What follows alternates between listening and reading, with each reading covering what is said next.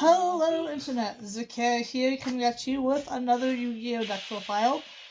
Today it is going to be 60 cards, well almost 60 cards at the time of recording. Golden Castle Danger Gren Maju, because I steal deck ideas. So the Danger Gren Maju part is from Card Crush. Go check them out on Yu-Gi-Oh! I don't know how to do links on the mobile version because I suck.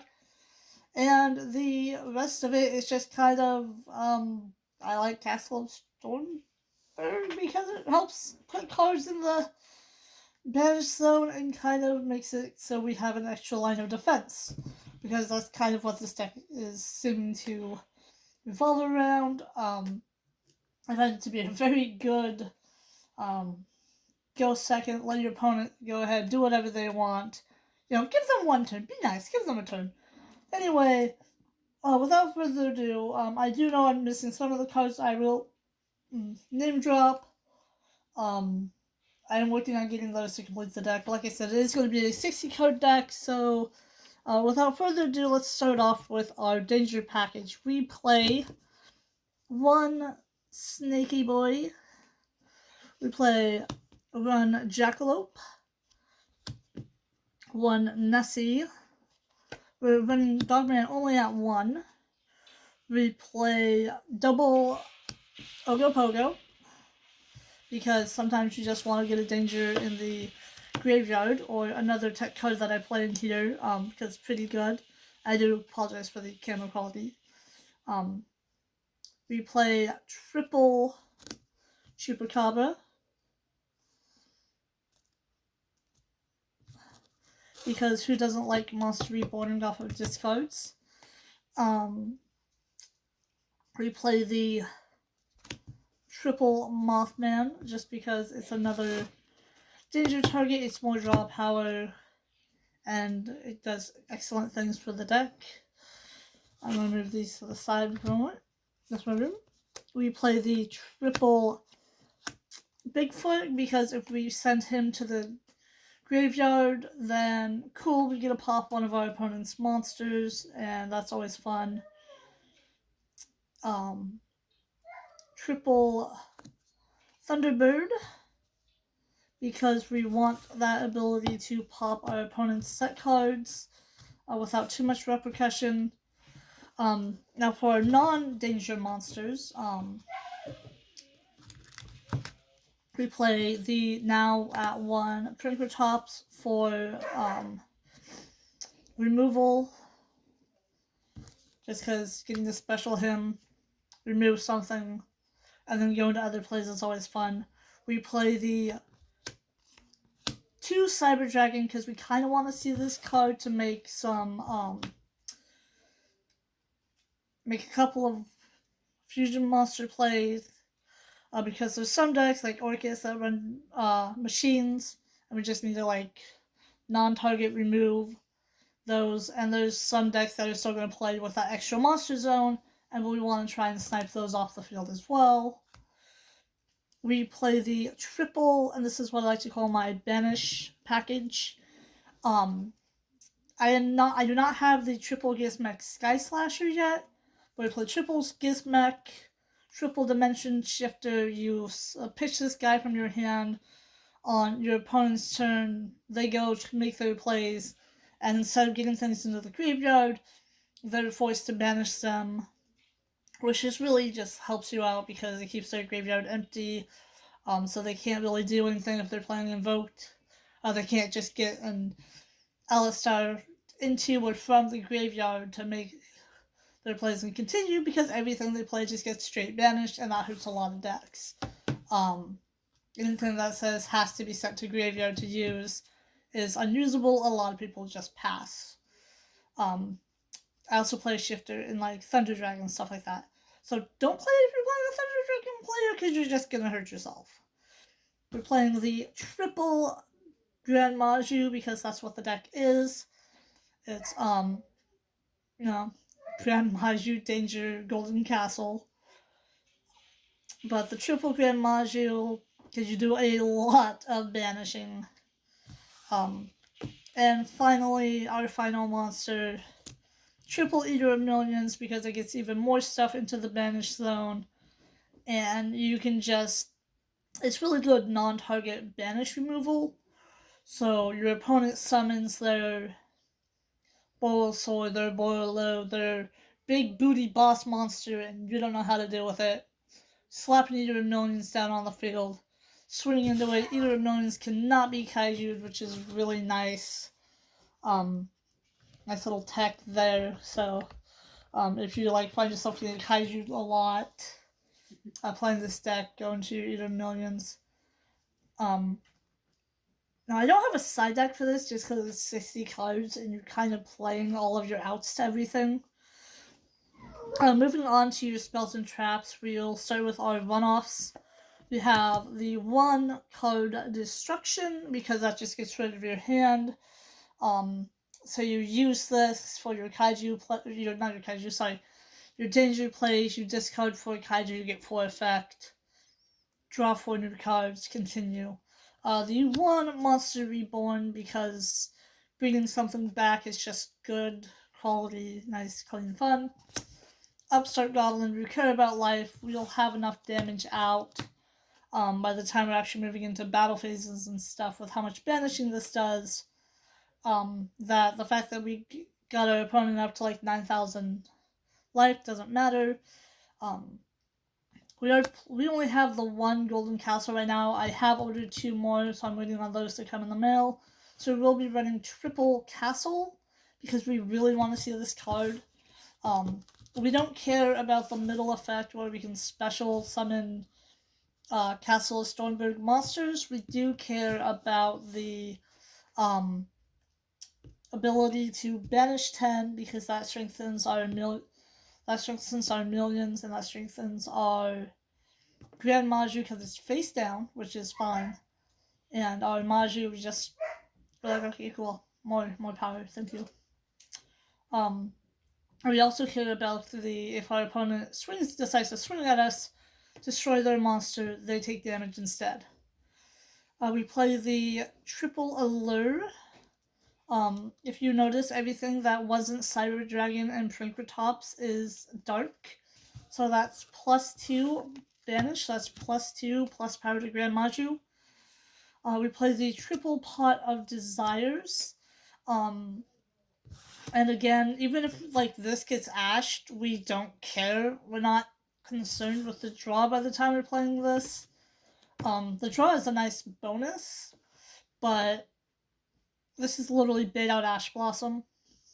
We want the banish. We want those 10 face down cards for the millions. We do run some super poly targets in the extra deck. Not that we really use it all that much. So we do run 3 triple poly. Again, this is 60 cards, so and with running triple desire, you want to make sure you can still hit at least 1 super poly. We do have a bunch of level 8s with the Danger package, so we do run triple trade-in. Because another part of that tech is discard. So it's discards. So you can choose whatever one you want to get the effect off of. For sure, discard it, draw 2. So you're getting a Danger effect plus 2 cards. Staple cards are triple Called by the Grave, because everyone should be running this. It's called by, we all know what it does. I run triple Twin Twister because sometimes you just have to pop back row.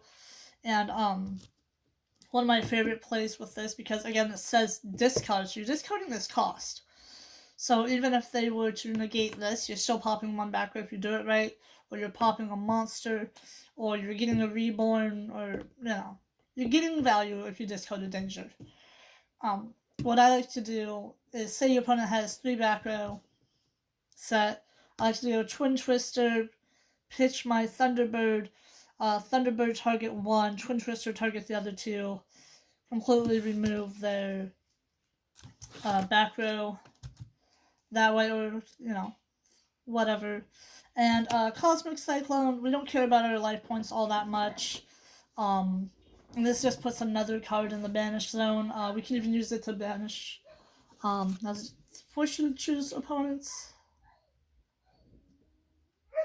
No, it's just 1 spell or trap.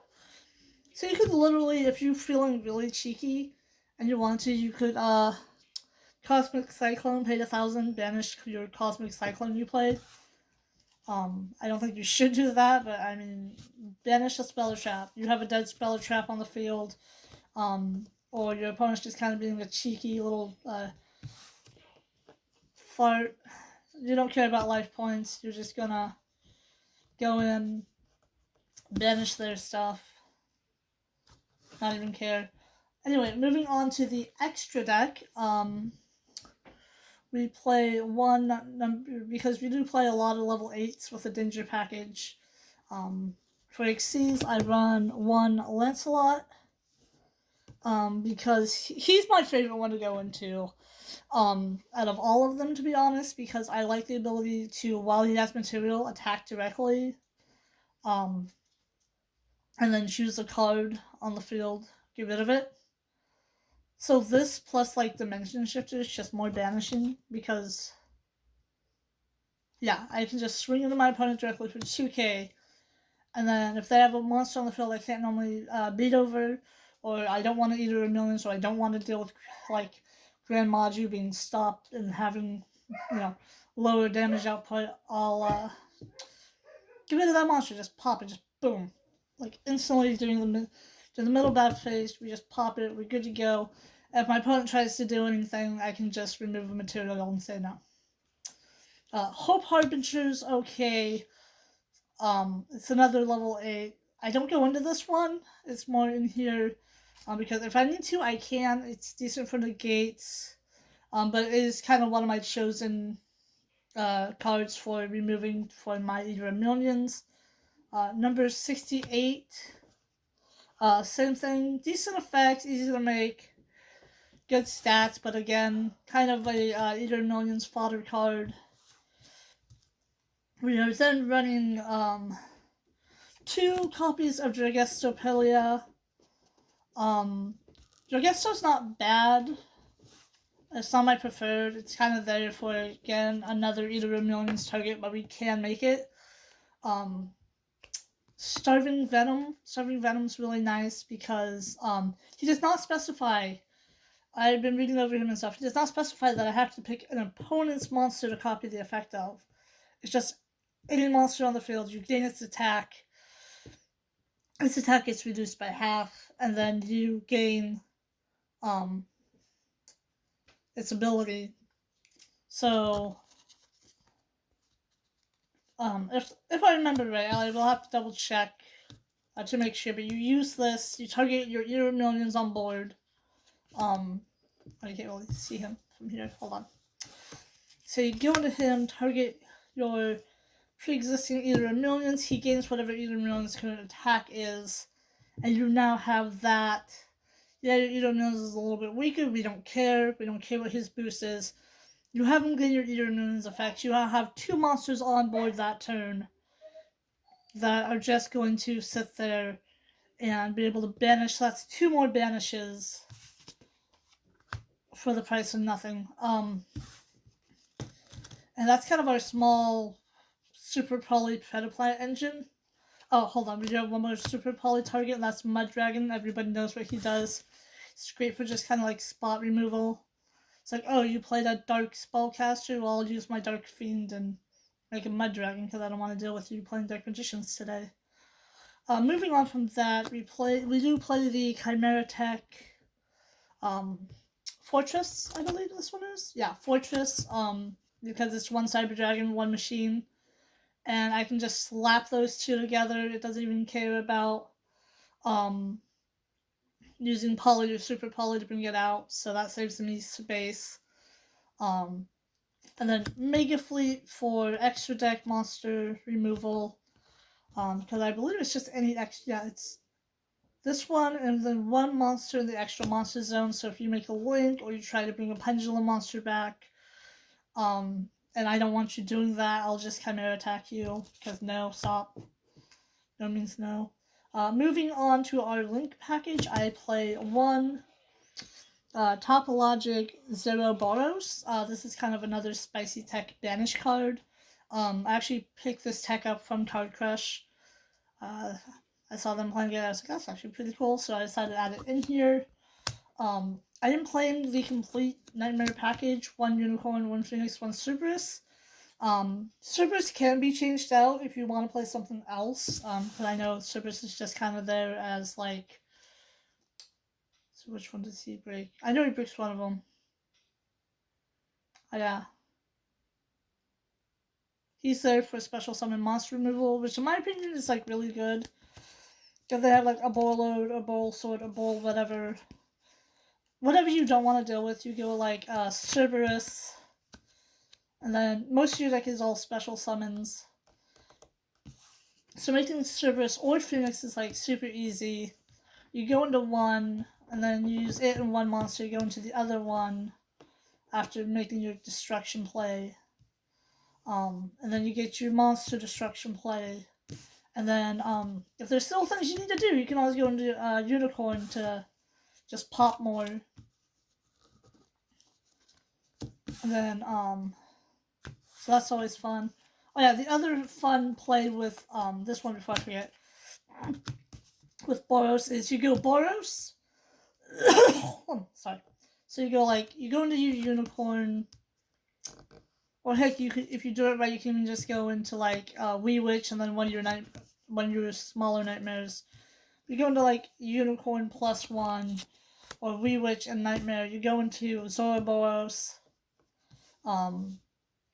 Just special summon anything to one of these zones. Everything gets banished. No more your Gren maju if you haven't normal summoned yet. End of turn, we get back to this middle zone. Neither of these can be used. So that's a pretty spicy tech right there. We play the 1 Pentastag. That card's apparently gotten plenty of hype right now. You summon your maju under it. Gives it piercing, so if they start playing defensively, or they choose to start out defensively, you got your Pentastag to kind of deal with that. Piercing damage, and like I said, most of the deck is dark, so I am playing 1 Wee Witch. I have seen some builds where they're playing like Beat Cop to protect the maju and the Eater of Millions and stuff. Well, it's not bad, it requires the sack of a dark monster, and this allows you to bring back a dark monster once per turn. So if they hit your Eater of Millions, well, it's still a small boy, and they kill it by sacking something small to it to trigger its effect, and then sacking something slightly bigger to kill it outright, and then you just get Wee Witch out next turn, special your Eater from grave, and you're kind of good to go. Like I said, the only thing I'm missing from this deck is the triple Gizmek and the 2 copies of Stormborg, but I am waiting on the 2 copies of Stormborg in the mail. So if you like this video, give it a thumbs up. Okay, let's see my thumbs. Give it up. Okay, this is awkward. Anyway, so if you guys like that, give it a thumbs up. Let me know if you have any other awesome deck list ideas you kind of want to see. Maybe I can find time to make them. I am working towards getting Unchained done, because I know they're getting new support. Thunder Dragons is getting new support. I can make a deck video for them when that comes out. I have created Nurseburn. If you guys want to see a deck profile for Nurseburn, because I know it's been like forever since anyone's actually played that. So it's kind of one of those like offhanded, I'm just gonna troll decks. I did create Sharonuri's with the help of a friend of mine, Amato. If you're in the local Eugene, Springfield, dueling community, Amato is a really great guy to hit up. Since I know right now our ability to get cards locally is really hindered by the whole Corona thing. If you're part of the Yu-Gi-Oh! Facebook group, for the Eugene Springfield area, you'll know who I'm talking about. So huge shout out to him. Also, again, don't forget to like, comment, subscribe. Do actually try to make the comments somewhat constructive. Like, so far I've had to just delete comments from these videos because they're not actual comments. And as always, I will catch you guys in the next one. See you later, Space Cowboy. bang.